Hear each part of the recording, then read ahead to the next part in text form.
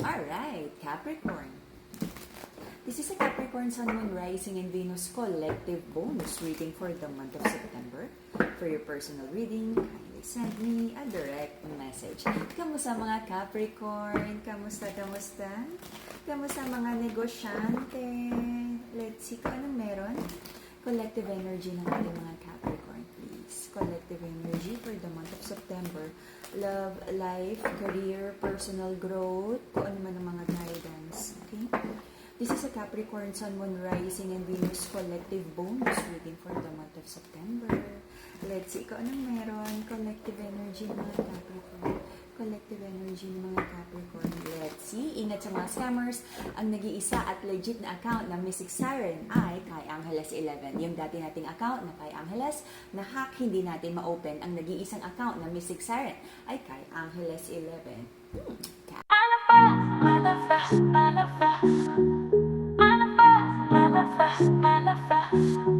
Capricorn. The King of Cups in reverse. There's a masculine in this connection na parang marami siyang questions, learning and unlearning to do about love, relationship, how to take care of his person. May mood swings, okay? Bakit may mood swings ang ating masculine sa connection na to? Naiinis, nagagalit, naaasar, okay? I feel nabuking ng feminine ang ating masculine at imbes na mag-apologize, naggalit-galitan pa kung ano man tong kasalanan ng masculine. Nagkaroon ng disagreements para sa inyong dalawa, but you chose to stay together, but it feels like nakakapagod na nailaban ang connection na to. Ayan na naman tayo. Dear Ate Charo, nagtiwala lang po at nagmahal ng lubos. Ngunit, ramdam ko po na hindi ready ang aking masculine sa relasyon na to. Okay.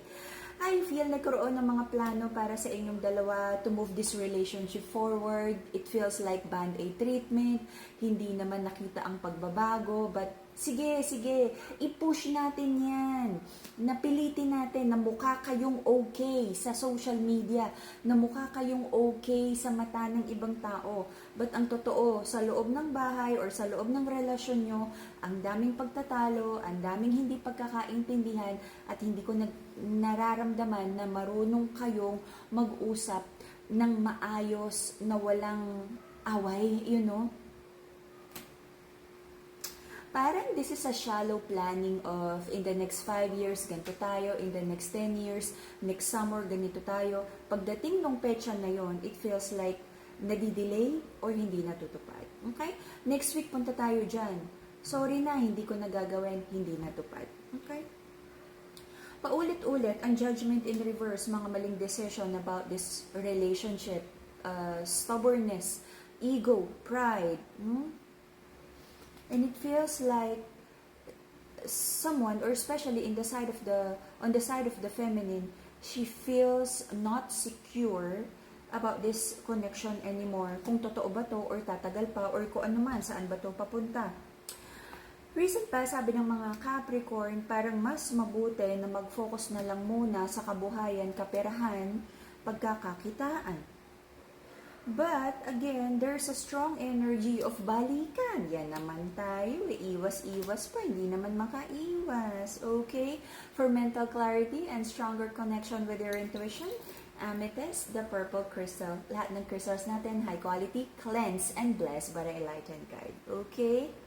Nag-away, nagbate, nagkaroon ng reconnection, reconciliation, but yung mga issues about trust issues, third energy, third party, barkadang hindi tama, kamag-anak na sulsol, na hindi boto sa relasyon na to, maraming sagabal, maraming hindi magandang energy ang nagbabad juju sa relationship na to. Kaya kung baga sa itlog, nabubugok. Okay? Find the balance of like asking for opinion ng ibang tao about this relationship, and of course, having your own. Okay? Marami ding iniisip ang ating mga Capricorn about kabuhayan, kaperahan, na parang ang laki ng gastos lately. Okie-dokie. Manifesting abundance and happiness, Brazilian citrine, the yellow crystal. Okie-dokie. So, let's see anong meron for emotional wellness and healing of the heart chakra, balance of emotions, the pink crystal, Madagascar rose quartz. So, the reason for the reading, Justice card, may mga pangako sa pag-ibig, aayusin to, magmamahalan, may mga promises, but maraming hindi natupad. It feels like parang hindi na pag-isipang mabuti yung mga pangako, masabi lang or para magkabati lang, but kung ano yung mga sinabi, mga apology, hindi nasundan ng change behavior, kung ano yung mga ipinangako, mukhang nung nagkabati na, hindi na na-deliver. Okay? But sabi ng feminine na to, she's holding this connection very dear to her heart, mahalaga to. Kaya lang na-hurt ang feminine na bakit hindi daw, okay, sa perspective ng feminine, bakit daw hindi mabigyan ng masculine ng equal pagmamahal ang relasyon na to. Dogs.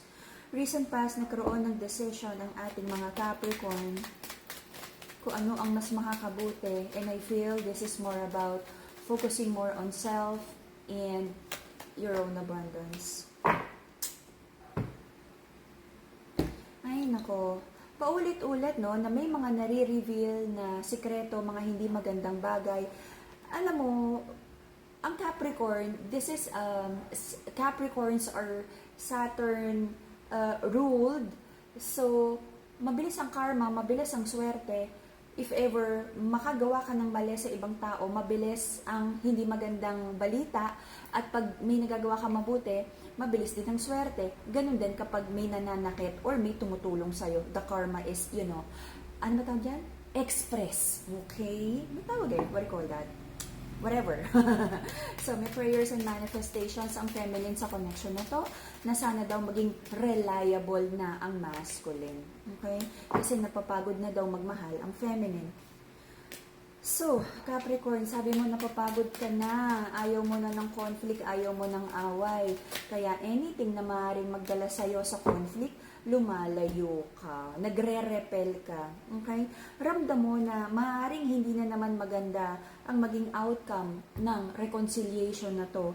So, parang ayaw mo nang bigyan eh. Lumalayo ka na eh. Kung nire-reply mo man to, this is just being polite. At kung mag-asawa, this is just being civil para lang hindi nakikita ng mga bata na away kayo ng away. Okay? Your person, may issue sa pera ang iyong person. Parang inaalat siya sa buhay. Capricorn, be careful about having partnership with people, lalo na to. I feel parang maraming insecurity, self-doubt itong person na to. May mga pinagdadaanan din siyang hindi magandang karma about finances. Okay? Yun lang yung reminder ko, no, na parang when we enter into partnership, good and bad karma, we share. Naka-enmesh yung energy eh. Ano mo yun? So, and of course, pagka itong tao na to ay nangangailangan ng tulong, di ba, nandyan ka to help. But find the balance na wag naman masyadong saluhin kasi kailangan niyang matuto na iahon yung buhay niya mag-isa.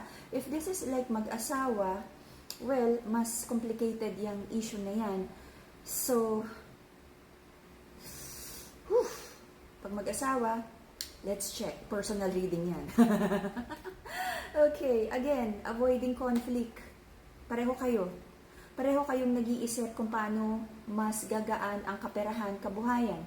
May mga doubts ka rin. Pagod ka na rin, no? Na parang, if you start over with someone new, eto na naman, magkukwentuhan na naman kayo ng favorite color, na paborito mong sinigang, na nagmumunggo ka ng Biyernes, napapagod ka na, alam mo yon, na parang kaya hanggang kaya mong i-save ang relationship na to because this energy feels familiar, gusto mong i-save. Pagod ka nang mag-start over sa bagong tao, sa bagong energy, mas gusto mo na yung familiar na parang hahanapin mo na lang yung fine-tuning. Pagod ka na mag-start over. Okay? Until the end of the year, meron na namang mga sabihin natin na potential na broken heart and dishonest energy sa relationship na to. Whew! Overthinking, sleepless nights, and I feel aatras ka, Capricorn, sa relationship na to muna.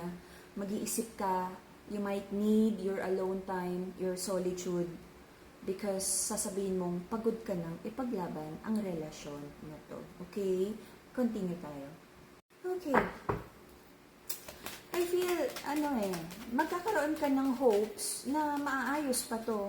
But then may nakikita na naman akong potential disagreements, heartbreak, because of dishonest energy. Maaari magdala ng sleepless nights, and because of that, sabi mo pagod ka nang ipaglaban. Napapagod ka na rin mag-explain kung bakit ka nasasaktan, napapagod ka na rin mag-explain na bakit gusto mong ipaglaban ang relasyon na to. Walang bago na every time na lang na nasasaktan ng masculine, ng feminine, sasabihin ng masculine, gusto kong ipaglaban to. Okay? Andiyan na naman yung salita na gustong ayusin, gustong ipaglaban, but feminine, tingnan mong mabuti, kasi parang paulit-ulit na lang nag-apologize, pero walang kasamang change behavior, aayusin daw, hindi nagagawin, but then nauulit, broken heart, disappointments, trust issues. Alam mo yung energy ng masculine, ramdam ko naman yung sincerity, kaya lang parang bata, alam mo yun, parang 5 taon na may dala kang pamala, mama, hindi na po, let's sincere. Pero pag talikod mo, nangungupit na naman ng candy sa ref. Diba? Parang ganun eh. Meron siyang bisyo, meron siyang, hindi niya mapigilan. Gusto niya tong candy na to at paulit-ulit niyang ginagawa tong violation na to. Bigyan ng ticket. Okay? So, feminine, nasa sayo to. Minsan kasi, kailangan talaga ng final ultimatum na hindi ko naman sinasabing permanently iwanan mo. It could be permanent. It could be for you talagang kasi very confident yung masculine na hanggang salita ka lang eh. Na kapag, feeling niya galit-galitan ka lang. Na kapag sinuyo ka niya at umiyak-iyak siya, hindi ko naman gustong mangyari to. Ganun. Tapos alam niya, nandyan ka lang, maaawa ka naman. Siyempre, malambot ang puso mo, feminine, di ba? O, ayan. Alam mo na tong cycle na to. And, pag umulit ka pa ng pagtitiwala without change behavior, hindi tayo matatapos sa reading na to. Paulit-ulit, baka 10 years, paulit-ulit ang reading na to. Okay? Maraming dapat ayusin, ugali, maturity, may aayusin pagtitiwala, may i-rebuild na pagmamahal, pagtitiwala sa relasyon na to. Ang daming damages. Okay? So, hingi kang daños perwisyo's, pambili ng bag, ganun. Ay, nako, alright. So, for your personal reading, just send me a direct message. Yeah, for the crystals, PM me. I can still give you sa promo price. PM lang sa mga bagong clients. Kapag may duda, message me first. Huwag po agad tatawag kasi most of the time, nasa scheduled readings tayo at naaabala natin yung mga nakaschedule na clients natin. Okay? PM lang muna at sasagot ako sa lalong madaling panahon. Alrighty? And that will be the Capricorn reading for the bonus reading for the month of September. See you again in a few days for your October reading. Bye-bye, Capricorn!